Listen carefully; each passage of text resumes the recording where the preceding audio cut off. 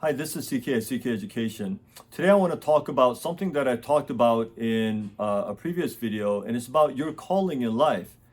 Every person is born with a calling in life. Now, you may believe this or you may not believe this. I absolutely believe this, that we all have a calling in life. It's not just a matter of existing. And this calling is not as dramatic as some people think. Some people think, well, it's people who write books and who are authors and who impact hundreds of thousands of people or who can influence millions of people. It's not so dramatic like that. It could be, on a much smaller scale, but it doesn't make it any less significant or valuable.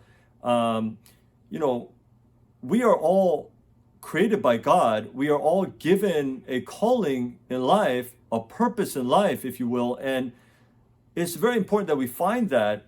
But in this video, I want to address a misnomer, a misconception about this. A lot of people think that when I say calling, they mean, well, this is how I make a living. This is what I do to make a living. And they think that their ability or the thing that they do to make a living is their calling. And I'm saying that's not necessarily it's not necessarily the case. Okay, somebody can be, have do a certain thing and be in a certain profession and make a living doing that thing. That may not necessarily be their calling, but this is much more integrated than what people think. If someone says, I'm a doctor, so what better calling than to be a doctor? I help people. But inside, they may not even care about helping people. They may only be about making money. Let's say, I'm just giving an example. This could happen to in any profession, right? But I'm just picking doctor because it's very easy to just say, well, all doctors care about people. They're all sacrificial. And I know some doctors who don't really care about that much. They care more about just making money. And I know dentists like this as well. They could really not care too much about the patient. They only care because the patients pay them, but they're really just about making money. So, and then, in that case, it would just be their calling is just to make money, But so it's not necessarily the case that whatever you're doing in your career, to make money, that is a thing that necessarily is your calling. Okay, let me try to make this a little bit simpler. I believe that one of my callings in life is to teach. I've been teaching as long as I can remember. I mean, I go back to when I was very, very young, elementary school, middle school. I just always loved teaching. I didn't always have students, but I always loved explaining things to people. I always loved that aspect of it. I didn't get tired of it. It wasn't a burden. It came easy. I enjoyed it. I've always enjoyed it. Sometimes it made me money, and many, many years it made me no money because that's not what I was doing it for. I mean, I was making a living as an engineer, but on the side for 15 years, I was also teaching, back in the day. Not necessarily talking about what I'm doing now, but just, many years ago, like I would make a living as an engineer, but I would also be teaching. And the teaching part made me no money at all. I didn't even seek money. It was at a church, it was a nonprofit, and I was not getting paid. I did it out of joy. I just did it because I loved doing it, and I got so much fulfillment out of it.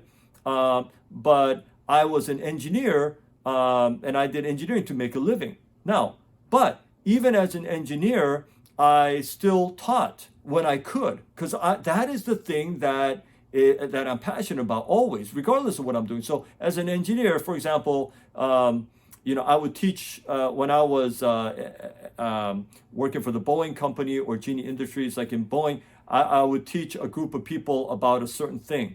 And I would love doing that, the training aspect, if you will, okay? And the same thing with when I was in sales. I loved the training aspect because I was able to teach people things. And so I loved it. So no matter whether I was doing sales or engineering, I would teach when I could, but I couldn't always teach. But I try to find avenues to teach because that was always my passion. But on the side, I didn't just limit it to that. I taught full-time through a different avenue. And that made me no money at all, but that's not why I was doing it. And so what I'm saying is, when you find your calling in life, it doesn't necessarily have to equate to an income. Okay, so often when I say finding your calling, some people, well, should I be an engineer, or should I be a dentist, or should I be a professor, or should I be that's not necessarily what I'm talking about, right? The calling thing is not a profession per se. Within the profession, you can find your calling. Within the profession, you can find avenues to sort of use your calling. Okay, so if your calling is helping people, if your calling is empathizing, you have mercy, and you just, that's just so natural to you. Honestly, to me, that's not very natural. Showing mercy and empathy and that is not a natural thing for me. But things like administration, things like organization, things like teaching come very naturally to me. I mean, that's just like, fish in water. Okay, but if you ask me to empathize with people and listen to people, like, I don't understand how psychiatrists can sit there all day and listen to people and empathize, or therapists or counselors do this. Like, I would not be able to do that. Okay, I mean, that is definitely not my calling, but some people can do that really well. For some people, that is just very natural to them, and for those people, they might make a living as a psychiatrist or a therapist, but they may not.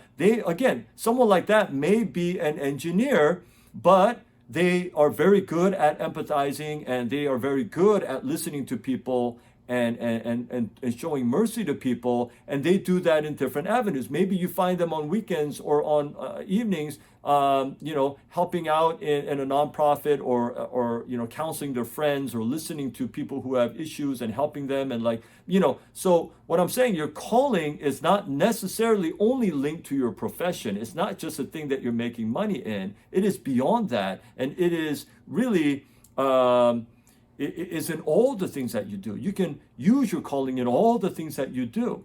Okay, but don't just think that just because you're doing this as a living, to make a living, that necessarily is your calling. Okay, also, if you're doing something, if you know that your calling is a certain thing, your passion is a certain thing, don't just not do that because it doesn't make you any money. That's the other side of it. There are some people who think, well, it's got to be something that this is what I do for a living, and this is my passion, this is my calling, so there it is. But there are other people who make money doing this, and they know that's not their passion, they know that's not their calling, but they don't even pursue the real passions because they think it makes me no money, and it very well may not make you any money. But I'm saying you should still pursue those things. You're going to be happier, you're going to be more fulfilled, you're going to have a more meaningful life if you will pursue your God-given natural talents, abilities, passions. Because that's what you were created to do. Whether that makes you money or not is secondary. There are things that you got to do sometimes to make money, and there are some things that you got to do even if it doesn't make you money. And to find your true calling in life, yes, it's a reality that we have to make money, we have to make a living, and I understand that, and I'm all for that. But I'm just saying, be open to, there are other passions in your heart that you have. You would love to do that, but you've not been doing it because you've just been thinking to yourself, it doesn't make me any money. It's just a waste of time. No, not if that is your deep passion, not if that is your calling. Now you say, well, if I do that thing, it's not even going to benefit anybody. You don't know that. How do you know that? Some people say, well, if I do that, maybe it does benefit someone, but maybe it only benefits only my family. Why is that any less significant than benefiting 10,000 people? Never underestimate the influence you have over one person. And I've said this many times in many other, previous videos. I think I have now 160 some videos on my channel. And I get very low views. Now, I think people say, well, it's all like that in the beginning. But I'll tell you honestly, I don't care if this is indefinite. I don't care if years from now, I still don't have a lot of subscriptions or a lot of views. That's not my goal. I do not underestimate the influence I have over one person. I'm out for the one person. If you're watching this video and you're that one person, and if you watch one of my videos and you are impacted, you change, and it changed your life for the better, man, all the videos I make are worth it just for you. It doesn't have to be 10,000 people, 100,000 people. Don't ever underestimate the legacy you may leave with just one person on planet Earth, the influence you might have on just one person. It doesn't have to be, as the world tells you, oh, it's got to be the bigger the influence, the better. Not necessarily. It's not the numbers, it's not the quantity. Someone who influences 100,000 people is not greater, is not better, is not more true to their calling than someone who influences 10. So don't be worried about the numbers. Just fulfill your calling. Just pursue your calling, pursue your passions, and let the other things, the influence part, the quantity, the number part, let that take care of itself. That's the way I think. I think that if otherwise you start getting into this mindset of I got to do more, you just turn into a marketing machine, and then you lose your whole focus, which is people. It's not about marketing. It's not about profits. It's not about those kind of things. They're not wrong. But when we're dealing with people, it's people's hearts, it's people's lives, it's people themselves that are the most important thing. They're the most important legacy. They're the most important. So never underestimate one person. The one person you can influence. And you might say, yeah, but I can only influence my kid. You're a single mom. You only have one child. I don't have a lot of influence. I don't have money. I don't have technology. I can only influence my child. Wow. But that is a huge influence.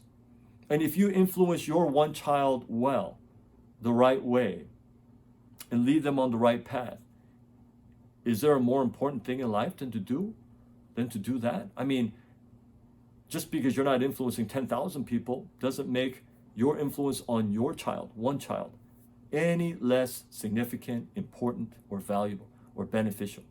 It's just as good. It's just as great. It's just as wonderful. So, forget about the numbers. Don't fool yourself into thinking that you are insignificant because you don't have a lot of influence. If you can influence one person, you have a lot of influence because that one person is valuable. So, follow your passions. Find your calling, whether it makes money or not.